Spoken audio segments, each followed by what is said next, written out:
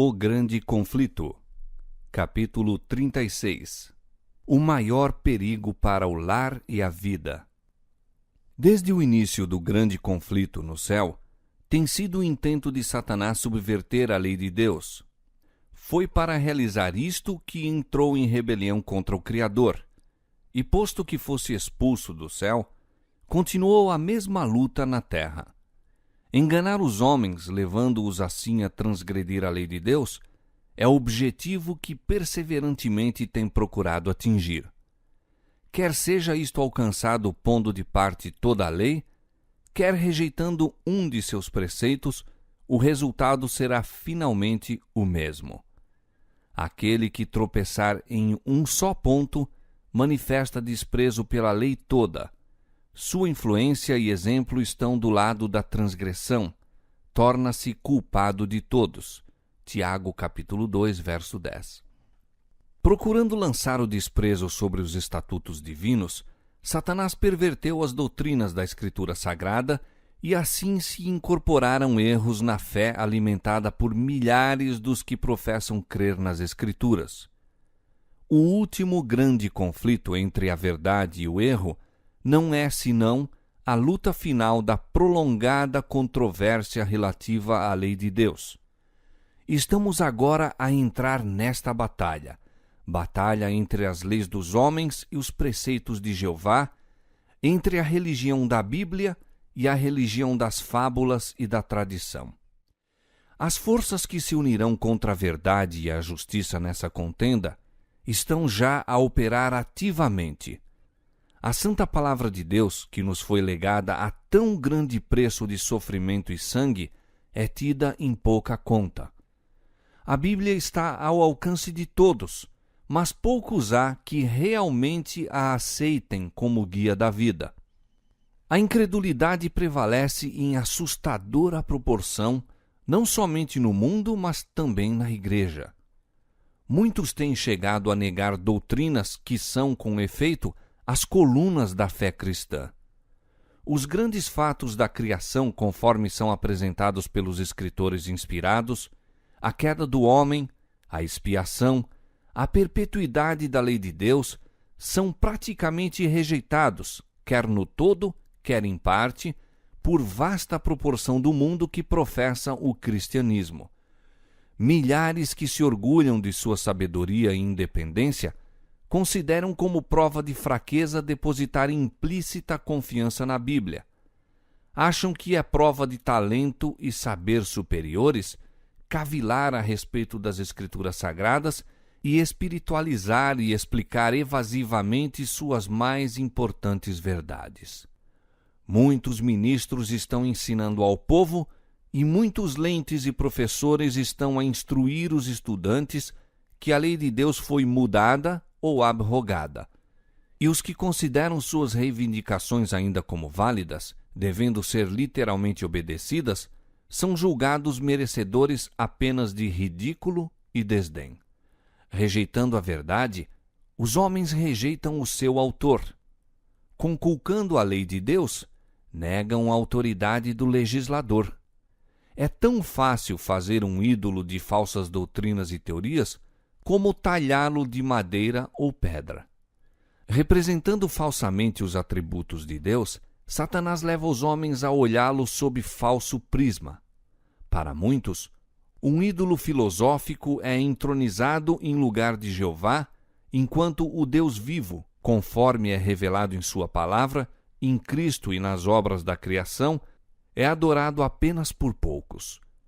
Milhares deificam a natureza, enquanto negam o Deus da natureza.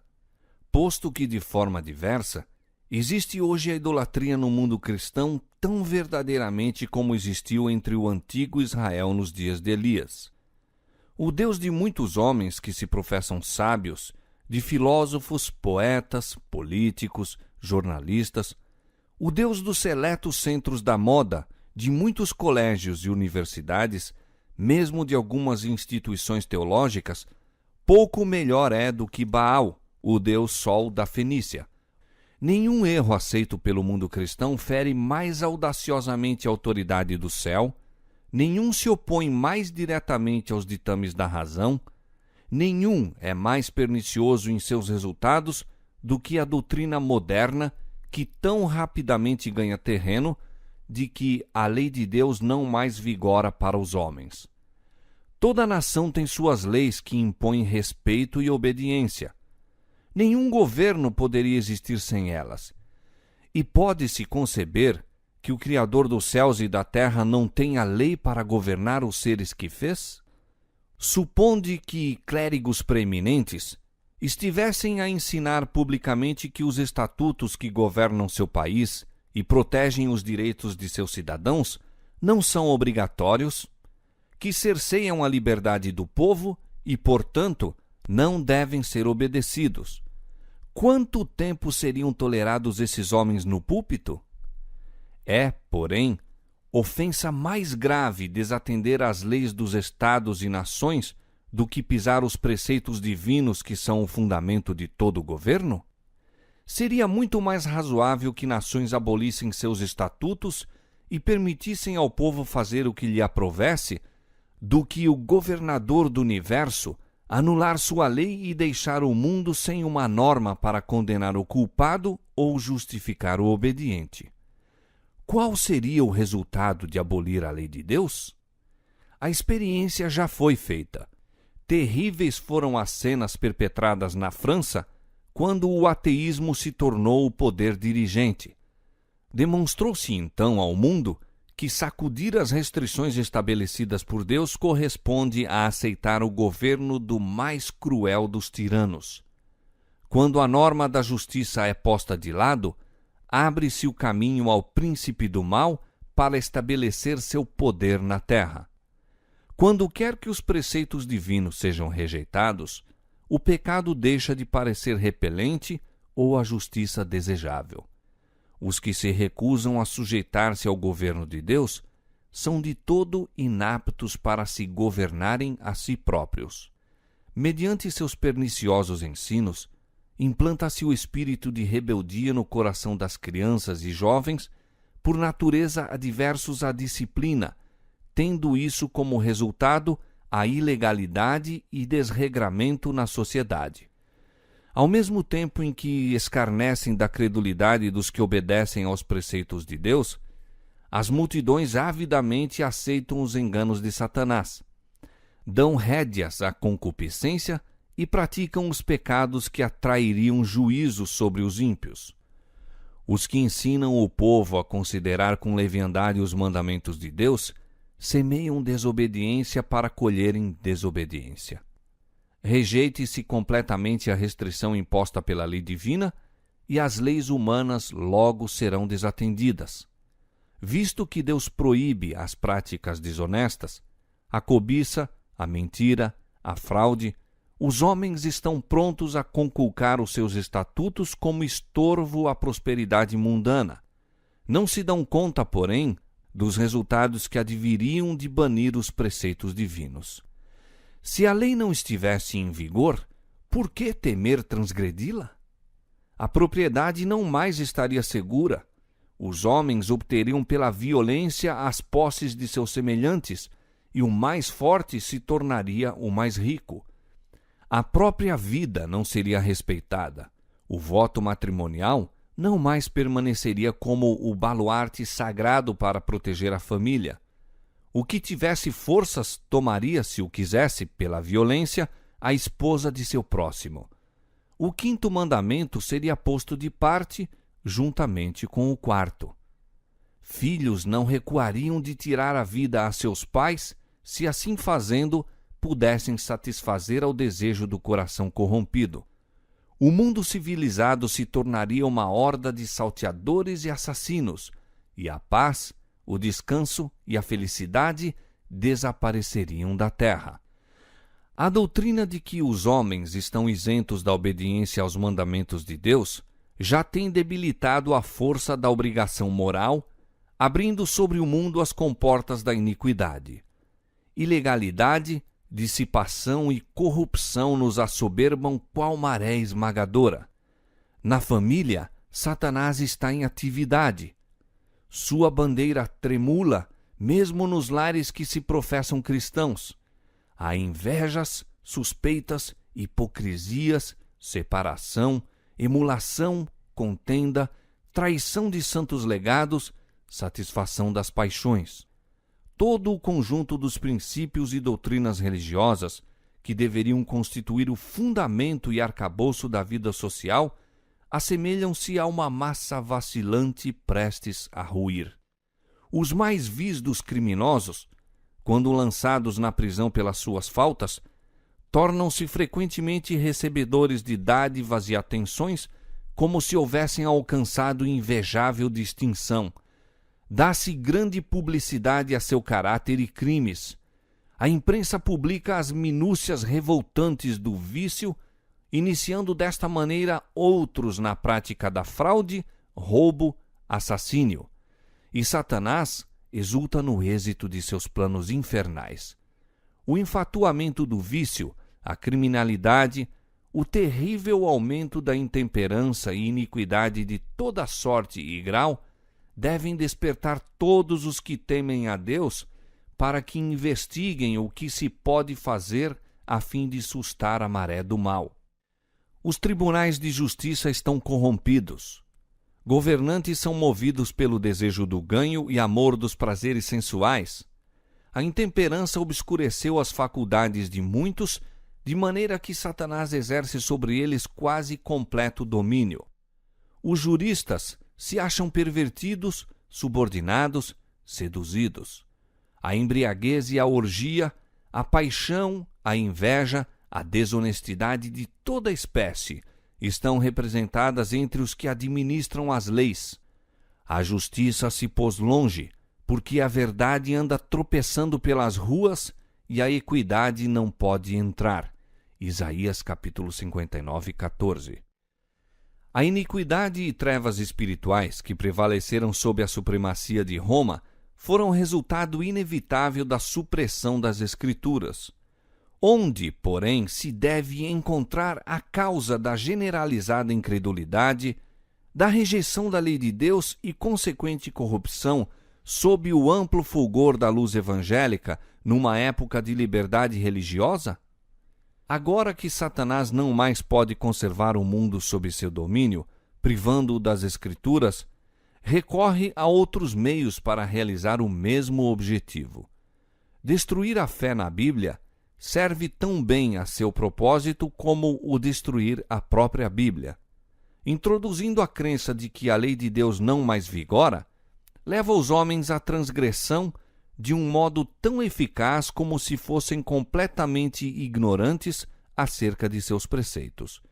E hoje, como nos séculos passados, está a operar mediante a Igreja a fim de favorecer os seus desígnios.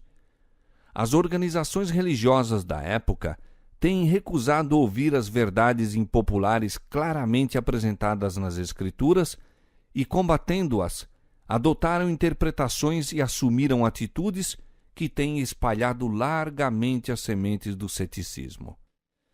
Apegando-se ao erro papal da imortalidade natural e consciência do homem na morte, rejeitaram a única defesa contra os enganos do Espiritismo. A doutrina do tormento eterno tem levado muitos a descrer da Escritura Sagrada. E ao insistir-se com o povo acerca das reivindicações do quarto mandamento, verifica-se que a observância do sábado do sétimo dia é ordenada, e, como único meio de livrar-se de um dever que não estão dispostos a cumprir, declaram muitos ensinadores populares que a lei de Deus não mais está em vigor. Repelem, assim, a lei e o sábado juntamente. À medida que se estende a obra da reforma do sábado, esta rejeição da lei divina para evitar as reivindicações do quarto mandamento se tornará quase universal.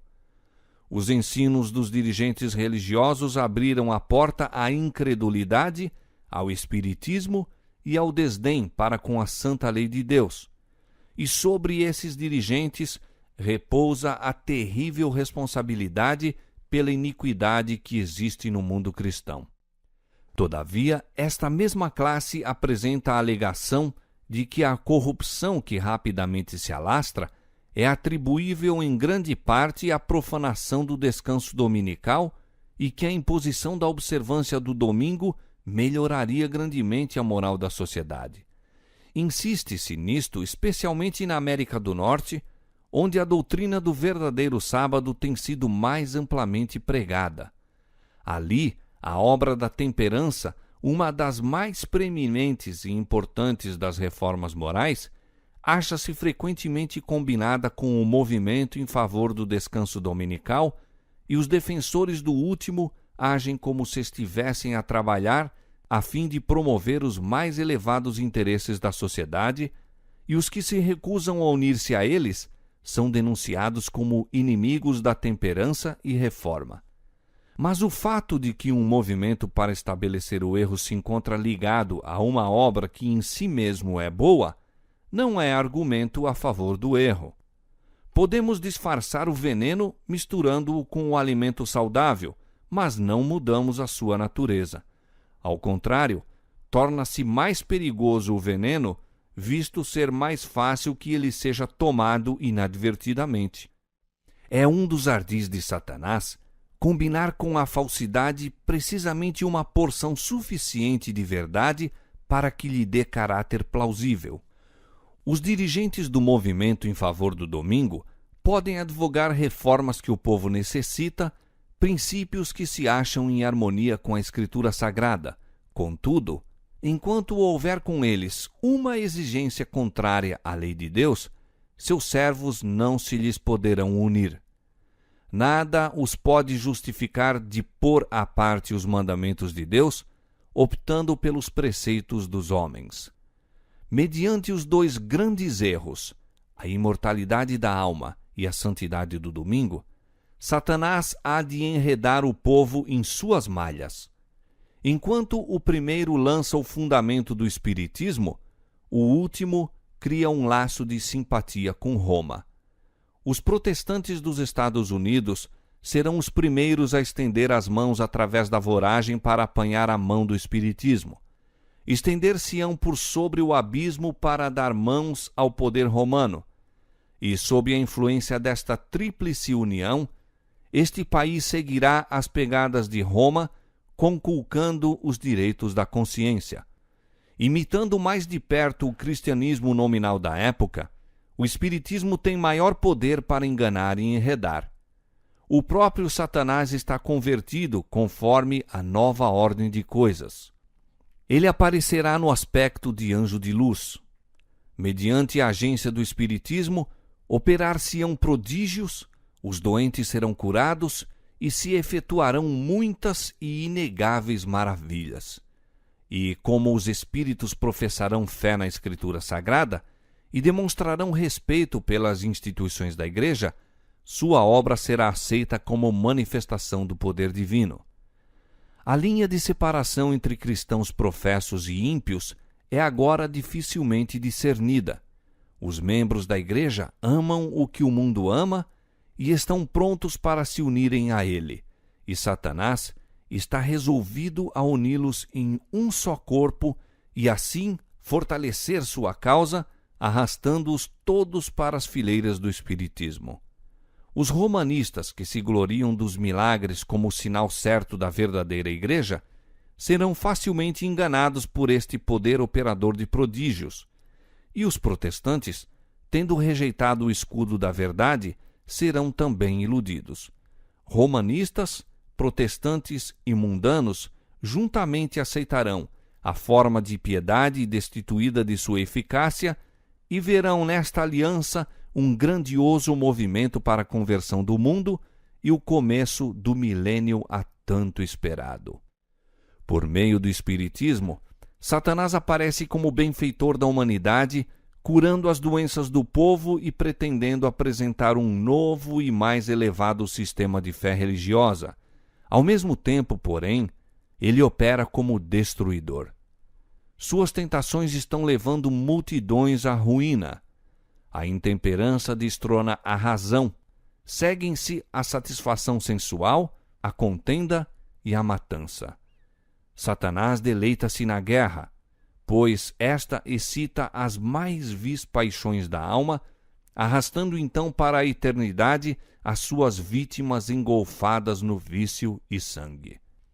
É seu objetivo incitar as nações à guerra umas contra as outras, pois pode assim desviar o espírito do povo da obra de preparo para estar em pé no dia de Deus.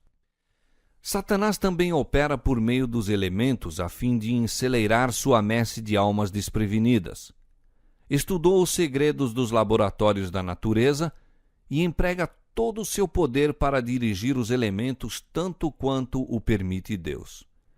Quando lhe foi permitido afligir a Jó, quão rapidamente rebanhos e gado, servos, casas, filhos foram assolados, seguindo-se em um momento uma desgraça a outra. É Deus que protege as suas criaturas, guardando-as do poder do destruidor. Mas o mundo cristão mostrou desdém pela lei de Jeová, e o Senhor fará exatamente o que declarou que faria. Retirará suas bênçãos da terra, removendo seu cuidado protetor dos que se estão rebelando contra sua lei e ensinando e forçando outros a fazerem o mesmo. Satanás exerce domínio sobre todos os que Deus não guarda especialmente. Ajudará e fará prosperar alguns, a fim de favorecer os seus próprios intuitos. Trará calamidade sobre outros e levará os homens a crer que é Deus que os aflige. Ao mesmo tempo em que aparece aos filhos dos homens como o grande médico que pode curar todas as enfermidades, trará moléstias e desgraças até que cidades populosas se reduzam à ruína e desolação. Mesmo agora está ele em atividade. Nos acidentes e calamidades no mar e em terra, nos grandes incêndios, nos violentos furacões e terríveis saraivadas, nas tempestades, inundações, ciclones, ressacas e terremotos, em toda parte e sob milhares de formas, Satanás está exercendo o seu poder. Destrói a seara que está a madurar e seguem-se fome, angústia. Comunica ao ar infecção mortal e milhares perecem pela pestilência. Estas visitações devem tornar-se mais e mais frequentes e desastrosas. A destruição será tanto sobre o homem como sobre os animais. A terra pranteia e se murcha. Enfraquecem os mais altos dos povos. Na verdade, a terra está contaminada por causa dos seus moradores, porquanto transgridem as leis, mudam os estatutos e quebram a aliança eterna. Isaías capítulo 24, versos 4 e 5. E então o grande enganador persuadirá os homens de que os que servem a Deus estão motivando esses males. A classe que provocou o descontentamento do céu atribuirá todas as suas inquietações àqueles cuja obediência aos mandamentos de Deus é perpétua reprovação aos transgressores. Declarar-se-á que os homens estão ofendendo a Deus pela violação do descanso dominical, que este pecado acarretou calamidades que não cessarão antes que a observância do domingo seja estritamente imposta, e que os que apresentam os requisitos do quarto mandamento, destruindo assim a reverência pelo domingo, são perturbadores do povo, impedindo a sua restauração ao favor divino e a prosperidade temporal. Assim se repetirá com motivos igualmente bem definidos a acusação feita na antiguidade contra o servo de Deus. E sucedeu que, vendo Acabe a Elias, disse-lhe Acabe: És tu o perturbador de Israel? Então disse ele: Eu não tenho perturbado a Israel, mas tu e a casa de teu pai, porque deixastes os mandamentos do Senhor e seguistes a Baalim. 1 Reis capítulo 18, versos 17 e 18. Ao despertar-se a ira do povo por meio de falsas acusações, agirão para com os embaixadores de Deus de modo muito semelhante àquele que o apóstata Israel seguiu em relação a Elias. O poder operador de milagres, manifesto pelo Espiritismo, exercerá sua influência contra os que preferem obedecer a Deus a obedecer aos homens. Comunicações por parte dos espíritos Declararão que Deus os enviou para convencer de seu erro os que rejeitam o domingo, afirmando que as leis do país deveriam ser obedecidas como a lei de Deus. Lamentarão a grande impiedade do mundo, secundando o testemunho dos ensinadores religiosos de que o estado de aviltamento da moral se deve à profanação do domingo. Grande será a indignação despertada contra todos os que se recusam a aceitar-lhes o testemunho. O expediente de Satanás neste conflito final com o povo de Deus é o mesmo que empregou no início da grande controvérsia no céu. Pretendia estar buscando promover a estabilidade do governo divino, enquanto secretamente aplicava todo o esforço para conseguir sua subversão. E da mesma obra que assim se estava esforçando por cumprir, acusava os anjos fiéis. Idêntica política de engano tem assinalado a história da Igreja de Roma. Tem esta professado agir como substituta do céu, ao mesmo tempo em que procura exaltar-se sobre Deus e mudar sua lei. Sob o governo de Roma, os que sofreram a morte pela sua fidelidade para com o Evangelho eram denunciados como malfeitores. Declarava-se estarem eles coligados com Satanás, e todos os meios possíveis foram empregados para cobri-los de infâmia, para fazê-los parecer aos olhos do povo, mesmo aos seus próprios, como os mais vis dos criminosos. Assim será agora. Enquanto Satanás procura destruir os que honram a lei de Deus, fará com que sejam acusados como violadores da lei, como homens que estão desonrando a Deus e acarretando juízo sobre o mundo. Deus nunca força a vontade ou a consciência. Porém, o recurso constante de Satanás para alcançar domínio sobre os que de outra maneira não pode seduzir é o constrangimento pela crueldade. Por meio do medo ou da força, procura reger a consciência e conseguir para si mesmo homenagem.